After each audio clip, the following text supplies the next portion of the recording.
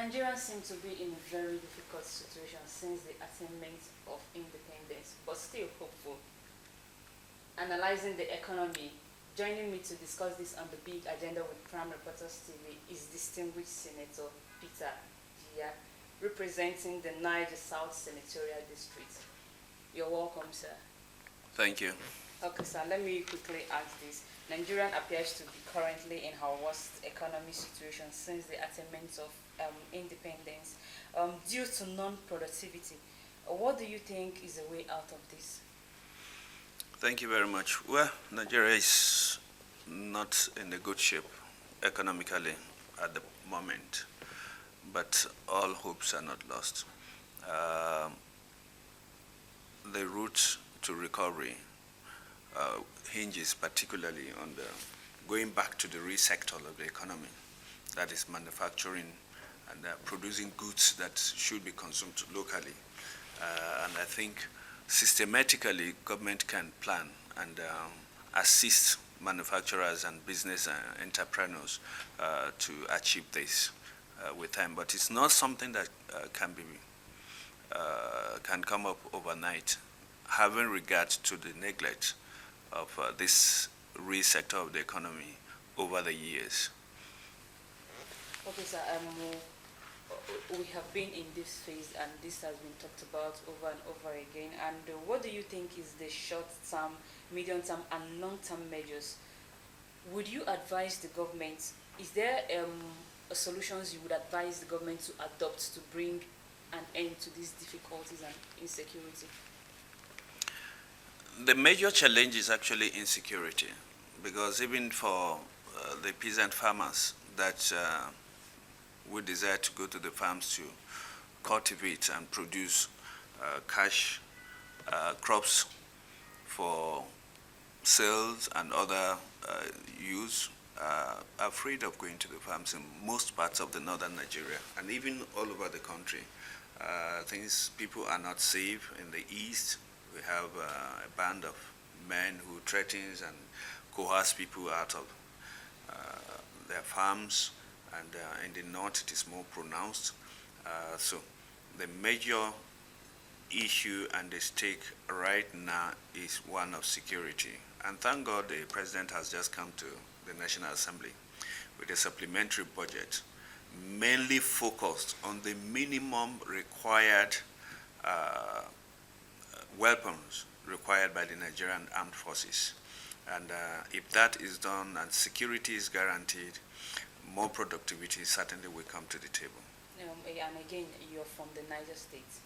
Okay, Niger State has recorded high number of state government doing to ensure the lives and property of her people. Particularly the area bordering Zamfara state has been afflicted with the bandits operations.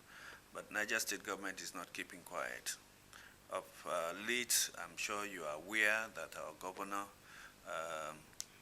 visited the security agencies, the army headquarters, the police headquarters, to discuss with the army chiefs as to the modalities to be used in curbing this incessant attack by bandits. And the state government has pledged its loyalty and support from all security outfits with a view to be able to fight this. Okay, in recent time, we also know that due to the insecurity and other major challenge being faced by the country, Nigeria seems to have lost a plus. Is this an advantage or disadvantage to Nigerian economy? Certainly it cannot be a plus. It is a minus. It is a disadvantage.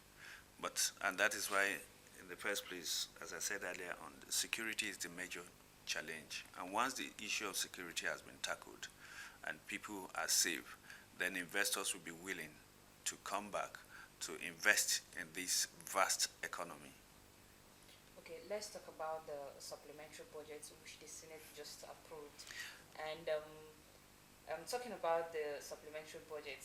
It has been recorded that 7.3 billion naira was budgeted for state house cars. Now, looking at it, a lot of controversies has risen. Why some persons are saying that, oh, we have local Are we going to leave ours behind and keep importing from foreign for Nigeria? The budget in the first place has not been approved. The budget has been read for a second time and committed to the various committees that are connected with the issues and items in the budget. So I believe that the budget should be passed sometimes next week. But you are in these premises, and yesterday you witnessed that the military chiefs and a lot of other ministries connected, about 5 or 6 of them connected with this supplementary budget, were here before the appropriations committee to discuss the details of the items on the budget, in the budget. Now, the issue of patronizing vehicles from other climes and all of that, yes, at a certain level, and you said the presidency, yes, there is need for optimal, maximum security of the vehicles supplied to the villa, having regard to the positions occupied. The number one citizen resides there, and even in foreign or developed economies, they depend on other countries as far as security measures are concerned, in terms of provisions, even of aircrafts, of vehicles, and all of that. But the joy of it is that gradually, at the lower level, the local manufacturers are being patronized, and this will continue.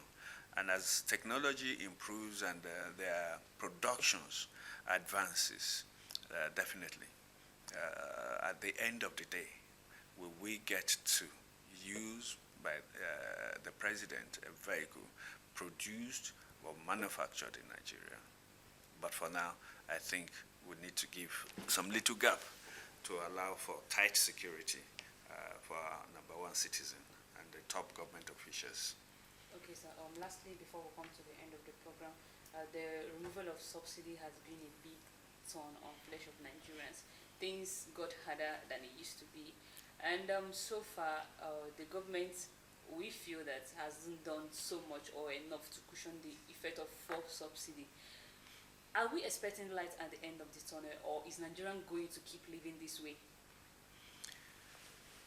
Nigeria will not keep living this way. Certainly, there is and there will be a light at the end of the tunnel, because at the end of the day, we have come a long way as a people and as a country.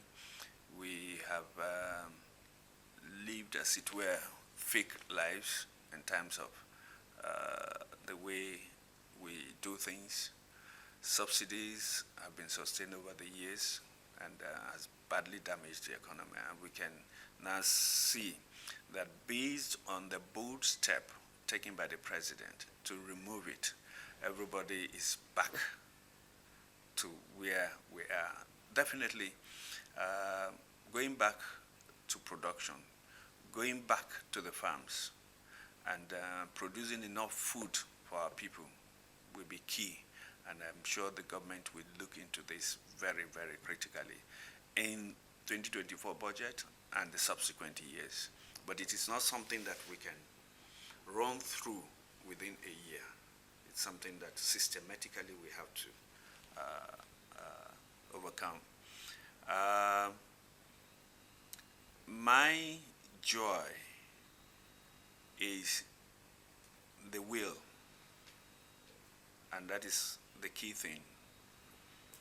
The will by the government or the operators of the government to do something definite and positive. And we can see this in the present administration. All right. Thank you so much, sir. While we'll keep fingers crossed and hopeful, we hope that the federal government do that which is needed.